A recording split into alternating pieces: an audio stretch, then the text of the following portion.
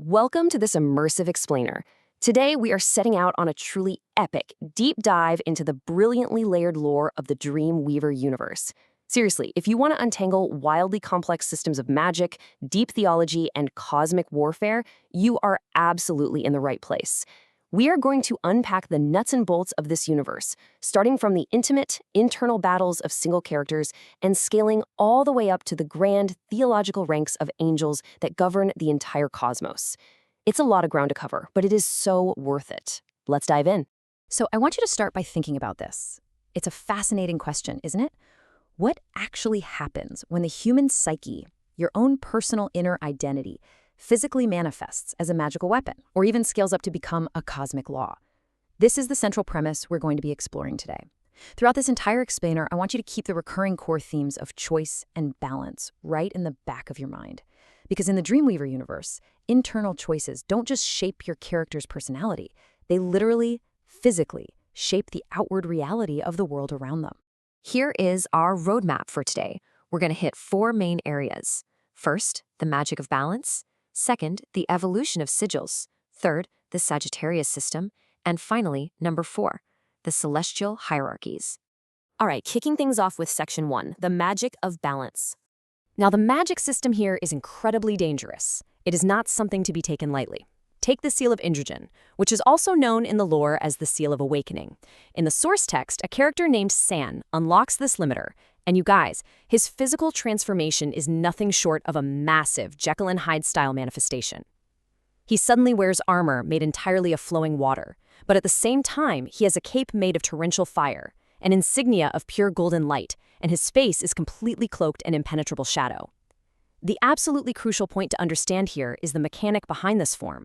It requires absolute knife-edge internal balance. Without a profoundly deep understanding of his own identity and a tremendously strong will to hold it all together, the physics of this magic would turn on him instantly. His fire cape would literally violently boil and evaporate his protective water armor, or his water armor would instantly quench his fire. The magic in this universe isn't just about raw power, it is entirely about the literal harmony of the soul. Plus, unlocking this seal also severely sharpens the user's awareness, allowing them to perceive completely different realities existing way beyond the standard dream in real worlds. It's a massive upgrade, but with a massive life-threatening risk attached. To really understand that balance, we have to look closely at the elemental forces at play. The Dreamweaver universe categorizes its 7 main elements very strictly. On one hand, you have the elements of generation. These are water, wind, earth, and light. On the other side, you have the elements of destruction, which are fire and lightning. But sitting perfectly between them, the fulcrum of the whole system, is the element of time. Time serves as the ultimate neutral equalizer, bridging the generative and destructive forces. Why? Well, because as the lore brilliantly explains, if you study history, you'll notice periods of great, beautiful progress, and you'll also see periods of horrific, great destruction. Time falls squarely under both categories. It can be incredibly helpful or totally harmful, depending entirely on how it is utilized as it passes. Because of this dual nature, users who have an affinity for time are recognized as the absolute wisest individuals in the universe, possessing a deeply profound comprehension of cause and effect, and ultimately, of good and evil itself. And that kind of wisdom leads us directly to this really profound truth from the text. It states, the elemental borders that govern their capabilities and limitations are not rigid or absolute, but rather fluid and cyclical in nature. Let's break that down for a second, because it's super important. It means that seemingly antithetical, opposite elements actually share incredibly deep underlying principles. Take light and darkness, for example. On the surface, their effects totally contradict each other, right? One grants you vision, the other removes it. But if you look deeper, they both fundamentally revolve around the exact same principle of perception. Or consider fire and water. Fire exerts heat, which physically accelerates atomic motion. Water cools things down, reducing atomic motion. But working together, they govern the overall intensity of motion in a given space, and effectively, they govern one's perception of time itself. Balance is absolutely required for life to thrive anywhere. Think about it. You literally cannot have a living, breathing world with only extreme heat or only extreme cold. The boundaries overlap because they have to. So, moving outward from that internal, personal, elemental power, we arrive at Section 2, the evolution of sigils. So what exactly is a sigil? In its most basic form, it is essentially a weapon that contains a fraction of a person's guardian force. You can kind of think of a guardian force like a personal guardian angel. A sigil evolves through three very distinct stages throughout a person's life. It always begins in a dormant state. This is for everyday, non-fatal situations. It's safe, it's manageable. Then it can upgrade to an active state, where its form and function are dictated by the user's specific elemental affinity. But it is the third and final stage, where things get incredibly fascinating, the living sigil. At this point, the weapon literally takes on an awareness of its own. It stops being just a tool and becomes an autonomous, thinking partner in battle. When a Dream Knight reaches a profoundly deep level of self-comprehension, their own psyche actually fuses with the psyche of their guardian force. This beautiful synchronization is called an awakening. And a key detail here is that an awakening relies entirely on willing, mutual cooperation between the human and the spirit. This is fundamentally different from what the universe calls a possession, which is when a malicious, evil being violently forces its will upon a human, entirely against their consent. Now, a sigil's magical strength scales dramatically based on the number of people involved in its conceptual foundation. At the very base level, you have the individual class, which is totally unique to one Dream Knight. Just above that are family bloodline limits, where a specific family shares a unique trait. From there, the power scales rapidly outward based on human connection. You have tribal sigils based on shared cultural heritage, organizational sigils based on common goals, and national sigils powered by the citizens of a whole nation. At the absolute peak of this pyramid are world treaties, and finally, the universal class. The universal class is mind-bogglingly powerful and can only be utilized by those who share a massive common reality, such as possessing an actual awakened awareness of the dream world itself. The more people who are unified under a concept, the more devastatingly powerful the magic becomes. But there is a massive inherent risk in this whole evolution process. A living sigil can be an incredible blessing, or it can be a devastating curse. Because it is a literal physical manifestation of the wielder's own identity, it grows kind of like a child, absorbing whatever predominant emotions are consistently focused into it.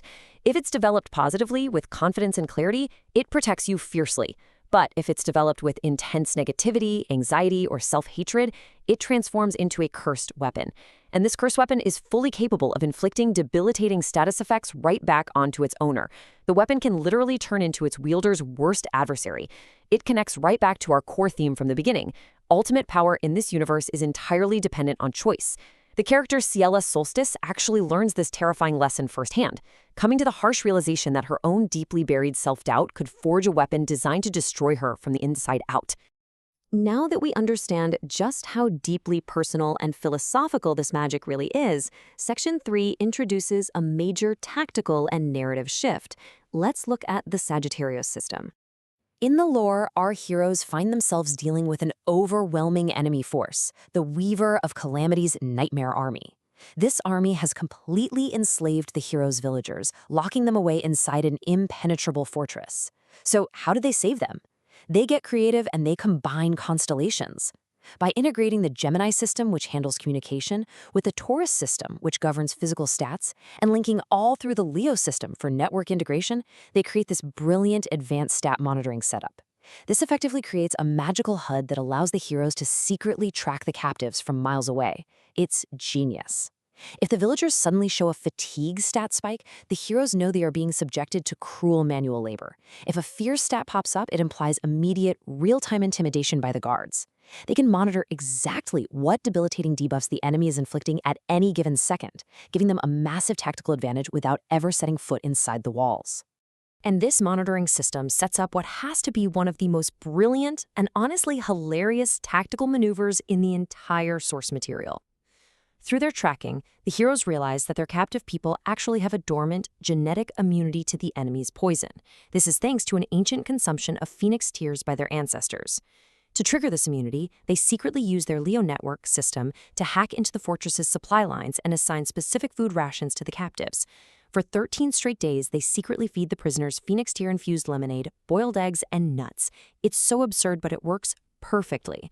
The hero San even sings this wonderfully twisted version of the 12 Days of Christmas while he's brewing the lemonade. As the captives ingest these phoenix tears over the 13 days, the concentration of the cure in their bloodstream steadily rises. And here is the kicker. Because the Nightmare Enemy Army is deathly allergic to phoenix tears, the enemy guards suddenly find themselves breaking out in severe, debilitating allergic reactions just by standing near their own prisoners. The heroes systematically weaponized lemonade to make the enemy forces violently allergic to their own captured fortress. I mean, you just have to respect the creativity. Now, this crazy infiltration was made possible by the Sagittarius skill, which represents the archer. And that leads us to a really important overarching concept: heraldry. In ancient times, a coded message was often attached to an arrow and shot over enemy lines. The arrow carried the message, so in a very real sense, the arrow became the embodiment of the message itself. This is the exact definition of heraldry in the Dreamweaver universe. It is the divine art of being the mouthpiece of a greater power, acting entirely and completely in the interest of the one who sent you, rather than for your own gain. The rule is simple. If you act unconditionally for your Lord, you are accorded the respect of that Lord. You carry their authority. This whole idea of divine messengers serving a higher purpose is the perfect, seamless transition to our final, massive cosmic scale. Which brings us to Section 4, the celestial hierarchies. We're now expanding this explainer to its ultimate macrocosmic scale by exploring the incredibly complex, deeply fascinating theology of the 9 choirs of angels. In this universe, the angels are strictly structured by their proximity to the divine source, reflecting a very specific downward flow of grace and knowledge. Starting at the very top, we have the first hierarchy. Their primary overwhelming purpose is the direct perennial contemplation and pure unfiltered love of the divine. The absolute highest rank are the seraphim, known as the burning ones. They overflow perpetually with the zeal and love of God. They are so powerful that they possess the unimaginable ability to purify subordinates with a literal lightning flash of divine energy. Right next to them are the cherubim, known as the fullness of wisdom. They drink directly at the ultimate fount of wisdom and are tasked with the fierce, unyielding protection of the most sacred spaces in reality, kind of like the Garden of Eden. And rounding out this top tier are the thrones. They don't fight.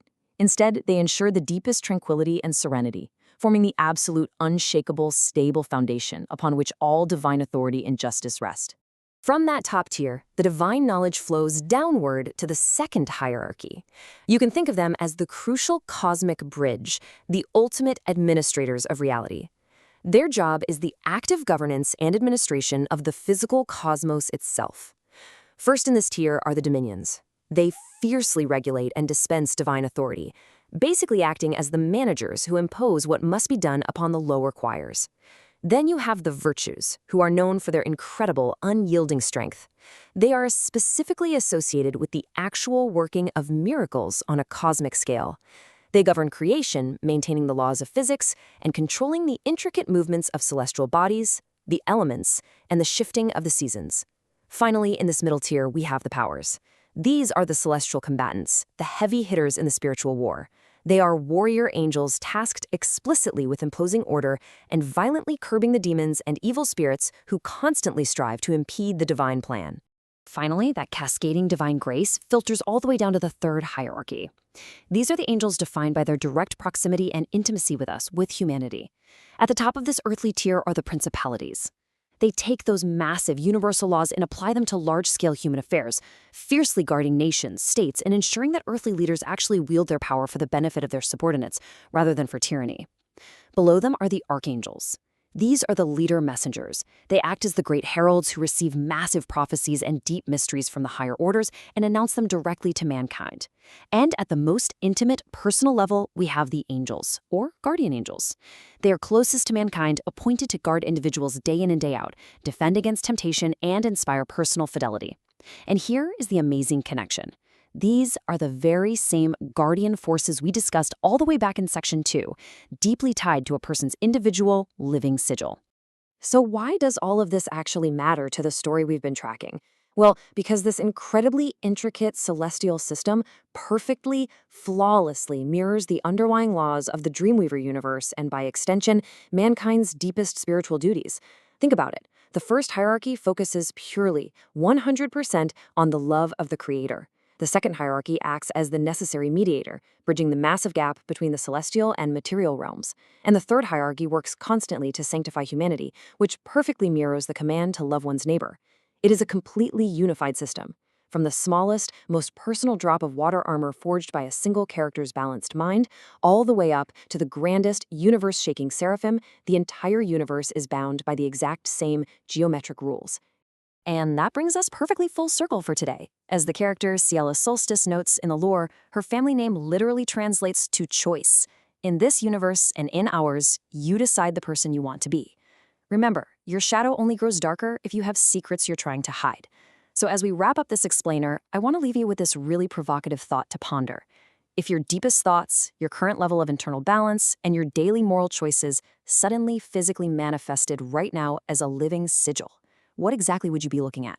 Would it be a cursed weapon that ultimately destroys you from the inside out? Or would you be looking at a beautiful, autonomous partner forged of light? The choice, as always, is completely yours. Thanks so much for joining me on this deep dive, and whatever you do, keep seeking that inner balance. I'll see you next time.